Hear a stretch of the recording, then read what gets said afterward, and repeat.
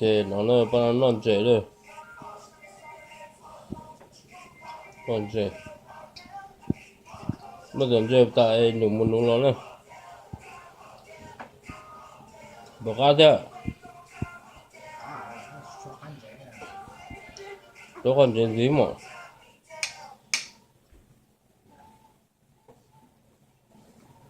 Gặp lại chứ to. I just thought I'm not thought like he should go. Ủa chứ to rồi. Yeah. Ồ. He should go. That what he said? Chứ sẽ tỏi tôi bên non trẻ rồi. Kìa nó ăn trẻ nó nè. Ăn trẻ nó. Yeah, he said he's gonna stop by tomorrow morning.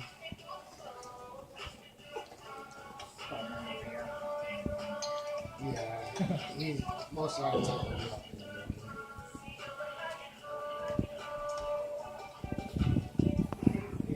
morning. Nó chỉ cá là nó ô giờ nó cá kia nó nó non trẻ tôi cú nè. Cho ai catfish nè. Nó là có một nụ lai nè. Nó là có một nụ lai gì nụ lai gì với ôn nó nè.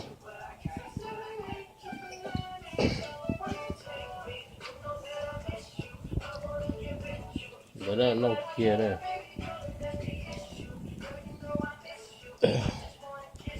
Có cá thế à? Cá cơ. Cá ok hả? Chỉ hạt cá ok, cá cơ. Cá hẹn nha. Nên chỉ thả lúc ăn đó mà cái tí đi cô đó. Cá trẻ à. Cho trẻ đi nhá. Cho khoai men gì à? Hả? Để cho khoai men gì mà? Cái món bia nó nè, bia rùa nè. Bây giờ cái bữa là tốt hay à?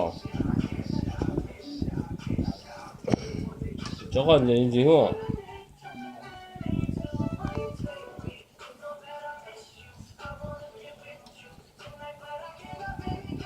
Nó nè, baby nó thế này. Nó baby nó chứ. Hey baby. Nó thế nào?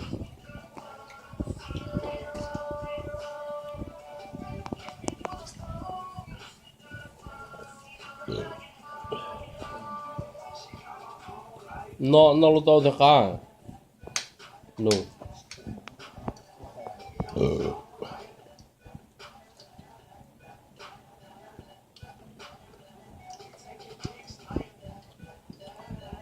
Chỉ bảo nó lúc đó hỏi rồi.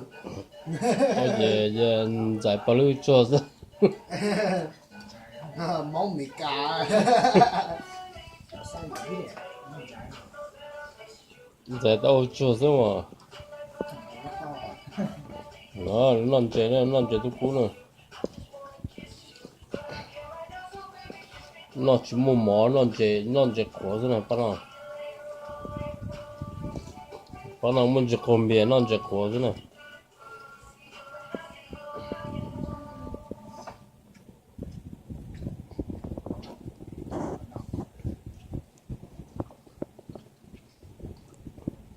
Mẹ, con ta vào. Ở trên non đây của cái này đua.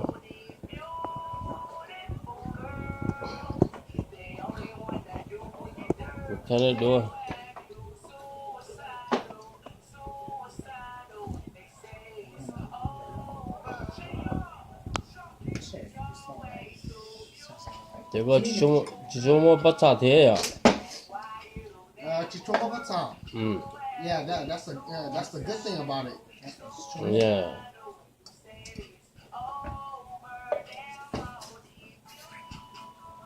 Chỉ cho một bát sản đó chỉ dùng yến đó.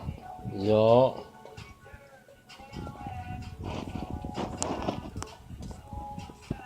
Dùng bắt trả nó chỉ là đây à? Hả? Dùng bắt trả đây đâu chỉ là đây à? Là đây à? Dạ.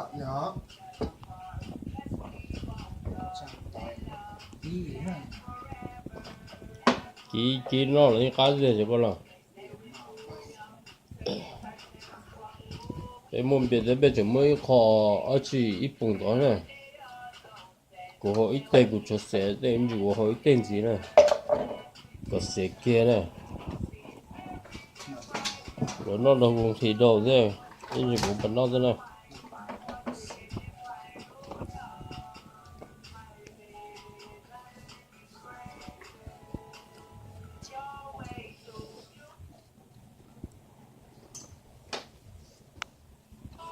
Của tay còn đấy chứ nè. Để bé mình nó thêm.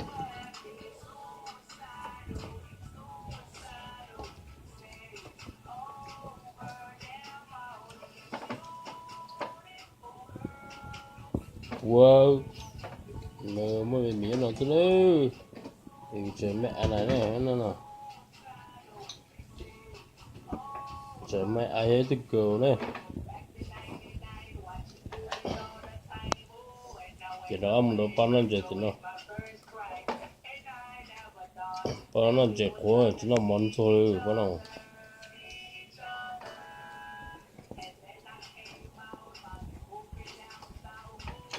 Ok, nó thế này. Có. Hồng bè cá một nó à, xe nó là nó à. Ok, nó là vậy. Chị ấy chăm bia này, anh này ít được bao nhiêu chị ấy này. Chị tụi nó cho chua, tụi nó cho nướng này. Tụi nó chỉ tôm một lần con này, tôm một lần con. Chị ấy. Chỉ tóm một. Chỉ tôm một. Chỉ tóm ba hay à?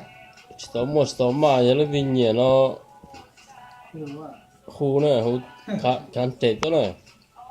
Mỏ phụ nằm bờ tạc á này.